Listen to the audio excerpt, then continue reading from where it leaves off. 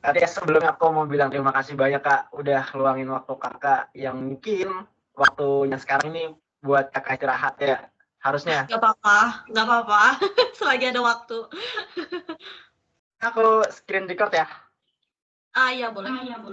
Berarti udah berapa tahun Kak Tias di ini di Jerman? Mau Juni ini sih 3 tahun. 3 tahun. Hmm. Lama juga ya. Lama banget dan belum pulang ke Indonesia sih. Dengan di sana Covid gimana sih Kak? Sekarang di sini tuh COVID juga lagi tinggi sih. Cuma kita nggak lockdown.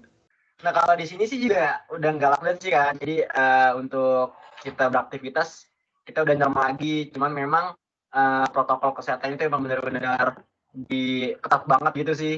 Kan sendiri kerja di hotel kan, jadi tuh setiap tamu itu harus wajib ngasih tahu kalau kayak ngasih bukti gitu kalau misalnya mereka tuh udah divaksin apa belum. Jadi tuh di sini regelnya tuh 2G plus atau maksudnya tuh 2G plus itu geimpft sama genesen. Jadi buat orang yang udah divaksin sama orang yang udah sembuh atau yang pernah kena corona plus tes juga. Jadi kayak bener-bener ketat gitu peraturannya. Contohnya ada tamu gitu nginep buat seminggu, dia pas lagi check in dia harus ngasih itu, terus setiap 3 hari sekali dia harus ngasih info lagi kalau misalnya ngasih bukti tes kalau mereka tuh masih negatif gitu. Kakak berarti ngambil setara D3 ya Kak? Atau satu? Aku nggak tahu sih kalau misalnya di Indonesia tuh kayak gimana. Soalnya kalau di sini tuh apa ya? Kalau di sini tuh sebenarnya jatuhnya kayak SMK gitu. Cuma kalau di SMK di Indonesia itu kan apa sih? Kerjanya praktikumnya itu tuh cuma misalnya 6 bulan atau misalnya 4 bulan gitu. Kalau di sini itu dia beda-beda setiap Bundesland gitu. Setiap negara bagian tuh beda. Jadi kayak misalnya kalau misal di negara bagian aku itu dia per minggu. Jadi misalnya kerja 2 minggu, sekolah 2 minggu gitu. Tapi ada juga di negara bagian lain yang misalnya kayak seminggu dia kerja 3 hari, sekolah 2 hari, libur 2 hari. Jadi kayak beda-beda gitu. Jadi dia tuh kayak ya udah 3 tahun bener-bener kayak 50% kerja, 50% sekolah. Jadi kayak 50-50 gitu. Pertanyaan pertama nih Kak, ada kesulitan nggak sih Kak saat pertama kali pindah dari Indonesia ke Jerman itu ada kesulitan nggak cara komunikasinya? Of course. Nggak mungkin semuanya langsung bisa gitu langsung lancar, nggak bisa. Jadi pas pertama kali kan ya kalau misalnya belajar di Indonesia kan pasti cuma kayak teori doang kan, kayak grammar segala macam gitu. Dan kita juga yang ngajarin orang Indonesia yang misalnya studi bahasa Jerman atau segala macam. Dan pas nyampe sini kan beda gitu ya, kalau sama native speaker tuh langsung kayak bla bla bla bla gitu, kayak nggak pakai titik, nggak pakai koma, terus kayak oh my god, gue nggak ngerti gitu kan. Waktu itu sih aku tuh cuma kayak libur 2 hari apa 3 hari terus langsung kerja kan, dan aku tuh langsung turun kerja di restoran dan itu langsung komunikasikan sama tamu-tamunya, terus kayak kalau ada yang manggil atau mau mesen sesuatu terus aku yang kayak aku nggak paham apa yang mereka mau, apalagi kan ya ada aksen atau misalnya orang tua kan kayak susah apa ya dipahamin gitu bahasanya, lebih lebih formal, terus juga kayak mereka punya aksen masing-masing kan. Kayak istilahnya kalau di Indonesia tuh ada bahasa Jawa, ada bahasa Sunda, tapi kalau di sini ya Jerman, Jerman semua cuma kayak nadanya beda gitu. Mungkin kalau Cara bahasa Inggris British gitu. Iya kayak British, ada Amerika, ada Australian accent, ada ya segala macamnya gitu. Jadi kita awal bicara sampai sekarang belum belum lupa kan, belum hilang kan bahasa Indonesianya ya. Lupa, mungkin ada beberapa kata yang lupa, kayak yang maksudnya udah sering pakai bahasa Jerman terus pas pindah ke bahasa Indonesia, apa ya ini tuh katanya apa sih gitu. Jadi beberapa kosakata bahasa Indonesia Indonesia hilang. jadi hilang lupa ya Kak. Terus kayak kayak di sini kan pasti kayak istilahnya anak kecil ya, anak kecil belajar bahasa baru gitu. Aku dengar dengar bahasa kosakata baru langsung dari orang Jermannya, kayak tiba-tiba tahu aja gitu artinya apa, tapi aku nggak pernah tahu itu bahasa Indonesianya apa, ngerti gak sih? Kayak ngerti Oke, kan? ngerti, Ngerti kan? ngerti. Itu lucu Jadi banget, lucu kayak banget. jadi kayak kalau misalnya nanti aku ke Indonesia, aku tahu maksudnya apa dan aku bilang pakai bahasa Jerman, tapi kalau misalnya orang Indonesia, teman aku misalnya atau keluarga nanya itu artinya apa? Nggak tahu. Aku tahunya cuma pakai bahasa Jerman. Kata namanya doh gitu kan. Doh itu tuh maksudnya kayak misalnya pasti nggak lapar kan gitu. Nah tapi lu tuh lapar pasti jawab. Nah itu tuh jawabnya doh. Kayak iya gue doh kayak apa ya? Jelas gue lapar gitu. Kenapa lu nanya kalau gue nggak lapar? Doh gue lapar gitu. Dan itu nggak ada bahasa Indonesianya kan, kayak gue jawab apa gitu kalau bahasa Indonesia. Itu persamaannya di Indonesia itu kayak basa-basi orang nyapa. Kayak misalkan nih, misalnya Kakak lagi nyapu kan, terus Hmm, biasanya orang lewat, "Lagi nyapu, Neng," gitu. iya. Padahal kita bisa ngerti dia itu lagi. Iya, ya, terus kayak, enggak, gue lagi lagi duduk ya jelas nyapu gitu kan. Kayak gitu.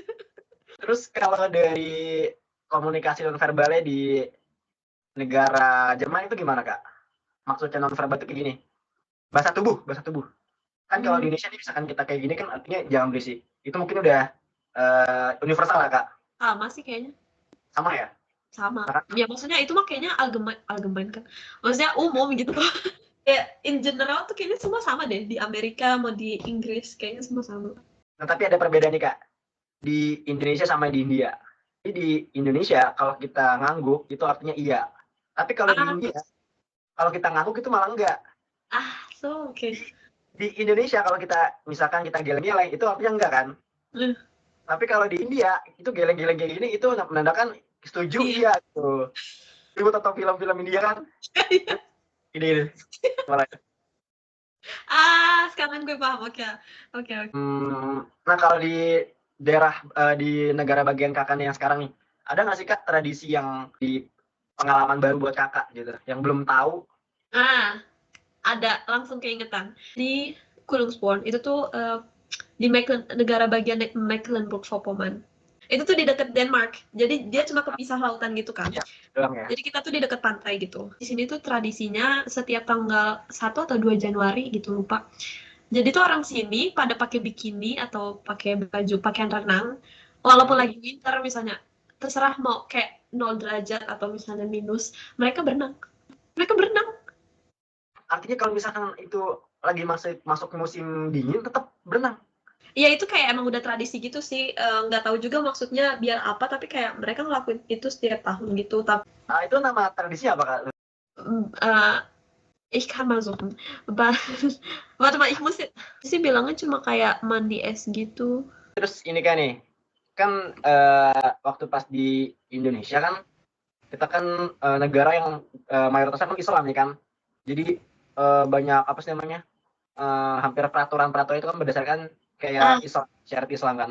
Artinya hmm, banyak banyak apa ya? Banyak hal-hal yang nggak bisa dilakuin dari konteks keislaman kan gitu. iya, bener-bener. Eh, hal apa yang bisa dilakuin di negara sana yang nggak bisa dilakuin di negara Indonesia? Wow, interesting topic. Seperti itu. Apa tuh artinya? Maksudnya emang itu sih hal yang pertama yang orang Indonesia bakal apa ya? Kayak langsung notice gitu. Kayak kalau misalnya ke Eropa buat pertama kalinya pasti kayak langsung, oh, kayak gue paham kayak perbedaan Indonesia sama Jerman misalnya gitu. Soalnya pas pertama kali uh, datang ke Jerman itu kayak misalnya naik kereta aja atau misalnya kayak di airport atau di Jadi kalau untuk itu kissing itu jadi hal yang biasa ya malah Kak. di sini ya orang biasa aja kayak kayak ngelihatnya kayak apa ya, gandengan tangan atau kayak pelukan gitu. Nah kan aku juga sempet nih kayak nonton beberapa YouTuber yang memang dia lama di negara lain gitu. Nah kalau hal kayak itu malah itu hal yang menunjukkan rasa kasih sayang kita sama pasangan kita gitu kan. Di sini tuh bukan cuma kayak remaja-remaja yang kayak maksudnya ciuman di tengah jalan atau apa, kayak bahkan kakek nenek atau yang udah nikah beberapa tahun pun di sini kayak gitu, kayak emang tradisi mereka buat kayak nunjukin kalau mereka tuh masih sayang satu sama lain kayak gitu. Nunjukin cintanya dia ya Kak. Jadi di sini tuh bukan hal aneh lagi sih buat aku kayak personal gitu, maksudnya ngelihat nenek kakek kayak ciuman di pantai ya udah gitu. Itu lumrah banget budaya. Jadi ada budaya luar yang masuk ke budaya kita tapi nggak menghilangkan budaya kita sendiri gitu. Ya, ya, ya. Nah ada budaya budaya asing yang udah ngilangin budaya Indonesia, cara makan kita. Oh, pakai tangan maksudnya? Betul. Jadi dulu tuh nggak ada pakai sendok kan. Nah semenjak Belanda masuk tuh kan, Portugis masuk, kita dikenalin sama namanya sendok garpu. Nah setelah udah sekian lama seiring berjalannya waktu, jadi malah orang yang makan pakai tangan dianggapnya rendah gitu. Padahal sebetulnya orang Indonesia itu harusnya makan pakai tangan. I see. Tapi tapi bener banget sih, soalnya waktu pas lagi main ke rumah pacar kan, ini kan ngobrol sama keluarganya, ngobrol sama adiknya juga gitu. terus pernah ngasih tahu kalau di Indonesia tuh kita makan pakai tangan gitu kan. Mm. Terus bilang kalau misal kalian main ke Indonesia kalian harus makan pakai tangan juga gitu kan. Terus terus dia bilang, ah pakai tangan, enggak lah, aku mau pakai pakai bestek. Bestek itu maksudnya pakai garpu sama pisau kan. Oh, So, kalau makan. iya kalau makan mereka kan pakai garpu pisau. Enggak lah, di Indonesia harus pakai tangan gitu kan.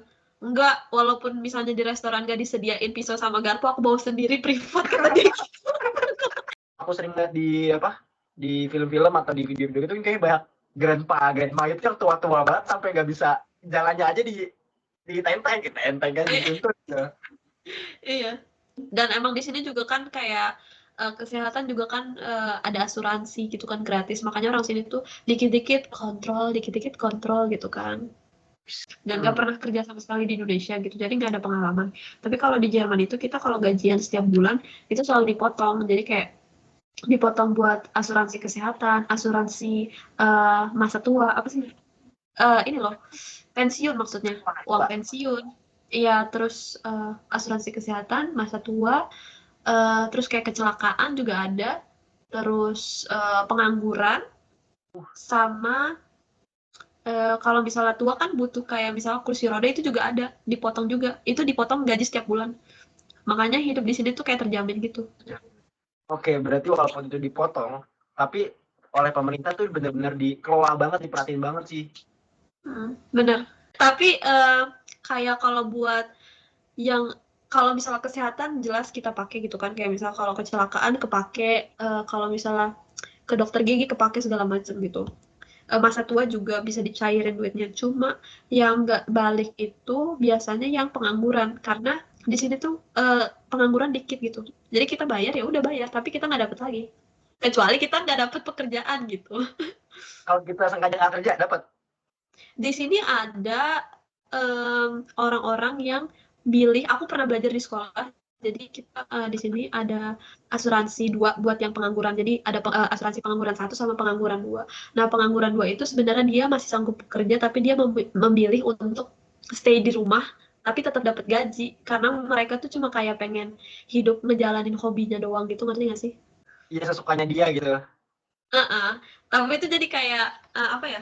Banyak orang juga yang nggak suka sama orang yang ngambil asuransi pengangguran 2 ini. Jadi kayak, lu ngapain gitu kan di rumah doang tapi dapat duit gitu.